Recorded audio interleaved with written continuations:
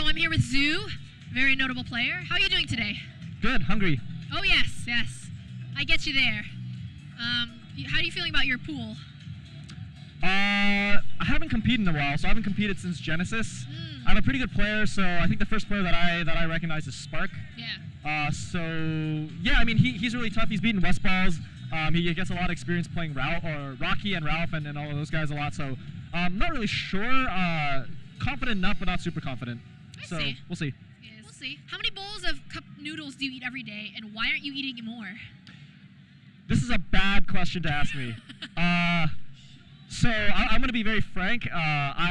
There's a stereotype of like the college kid just like living off a cup of noodles, right? Yes. I think I took that to an extreme in the opposite way, where I just committed to not eating any cup of noodles. Interesting.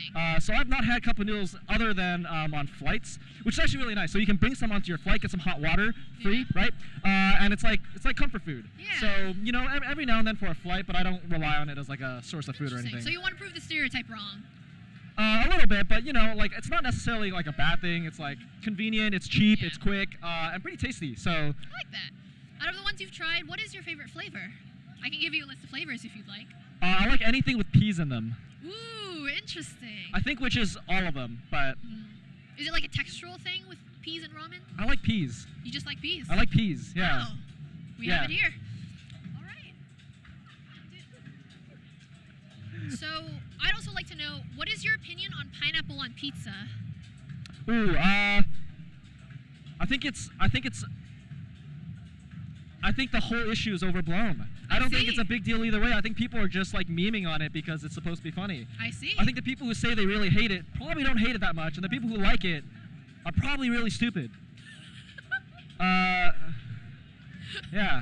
What about your personal opinion? Ooh, the nitty gritty. I think it's okay. I think it's fine. I think it's a little weird, but whenever I have it, I don't care any particular way. I see. My sponsor, or you know, like Launders from Boxer, I can't remember if he really hates it or likes it, but he has a very strong opinion one way or the other, and I don't remember what it is.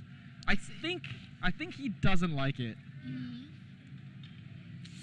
Yeah. Well, you know I'm gonna go with neutral. Oh, I'm gonna go with neutral. That's a very, very solid go-to stance. Yeah. What is your go-to Subway sandwich combo? Ooh, I like meatball marinara. Ooh, meatball marinara? Yeah, I think I tend to like sandwiches that are hot. So I've never been about the cold cut. Whenever I go to like a sandwich place, I get like chicken breast. Yeah. Cause it's a little warmer, a little more filling. Yeah. So meatball marinara, it's like nice and hot. It's like more volume. It's like savory. It keeps my stomach warm. So. Good answer. How do you feel when you're eating a meatball marinara and the meatball just slides right out? It's an opportunity. Really? It's an opportunity. You can eat the meatball separately on the side. You can also add like a little bit of your like tomatoes and like all the vegetables, and just grab a fork, and you know it's just like a plate. Wow. So it's like a sandwich and a plate. So it's an opportunity. It's a lot of options there, like the mix-ups. Yeah, I like it. Let's see. Would you say you're more of a hunter or a gatherer? I'm probably more of a gatherer, I would say. Like it's pretty reflective in the way I play Melee. Like I'm not like the hyper aggressive, like force my opponents to like crumble under pressure kind of guy. I'm more of like kind of doing good, safe options that you know, cause my opponents to act out every now and then. I take the opportunities as they come. I see. So I think I'm more of that kind of a person, and also just like the way I approach problems and the way I just like handle everyday situations. Yeah, solid answer, thank you. Yeah. Do you consider ravioli a type of pasta? So I've never been big on classifying things just because. I think ravioli is a great food. Whether I consider it a pasta or not, it's like, is Smash a fighting game?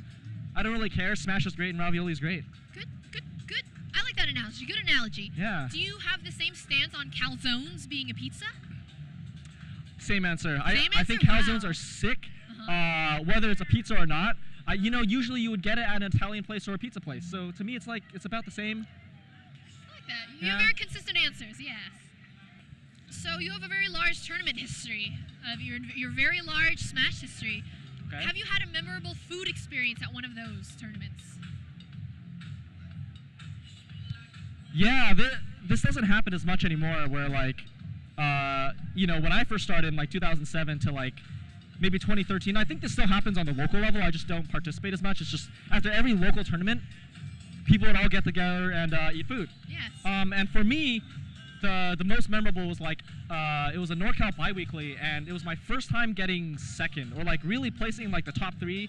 And it was against Silent Spectre. I ended up losing, but we split because we were in the same crew. Yeah. So for me, it was like the first like paycheck that I got from Smash. And I just remember, like, I think we went to Olive Garden or something, just like really, Olive Garden was like where Smashers go because we're like cheap and broke and whatever. But like, for me, I felt like a king. Yeah. Because, like, not only was my meal paid for, but I had like, you know, a couple $100 extra after that. It was probably the best meal of my life. Wow. Thank you for sharing that experience. Yeah, Olive Garden. Olive Garden. Do you think every player has their own skill ceiling that they will eventually reach, or do you think anybody will improve if they continue to play? Probably more of the former. I think realistically, most people hit some sort of a ceiling. Like, you can kind of tell where, like, you have most players who've been playing for a long time, they peak, and if they don't break into the top, you know, X, they never really do. It's very rare that's any different. So that's my own personal experience. I think I peaked. I think most of my peers have peaked. But it's also hard to say because it's like your skill is also relative to everyone else. So it's like, you know, each player, I guess every player keeps improving, but relative to everyone else, it's like, oh, you peak at a certain rank. I see. Right? So, I mean, it's a mixture of things. I think, like, even human reaction time and human, like, ability to learn and to adapt, especially as something as hard as Melee, like, I think we have obvious limits. I think that's part of it, but also it's just like everyone else is also learning, so it's like relative to all the other people who are trying super hard, it's like most people don't really break that cut. Yes. Yeah. I see. I like you're very realistic. See, do you have any current Smash rivals as of right now? Ooh. No, actually, now that I think about it, because like all the tournaments that I go to, I end up playing different people. I don't really go to the locals as much. When I go to a national, like I end up playing different people. If anything, it's like, oh, Ice Climbers. I always lose to Ice Climbers. So I guess it's like a rival, but it's kind of one-sided. I just get fucked by Ice Climbers a lot. Kind of sucks. So yeah, I have a coworker who plays Ice Climbers, S2B. He's really good. You know, I think I probably just need to practice against him more and maybe try out different characters and stuff. But yeah, I see. It's the closest thing. All right, last question. Okay. Do you think the pressure of playing someone you know is better or worse than the pressure of being a top player expected to win? Probably playing someone I know.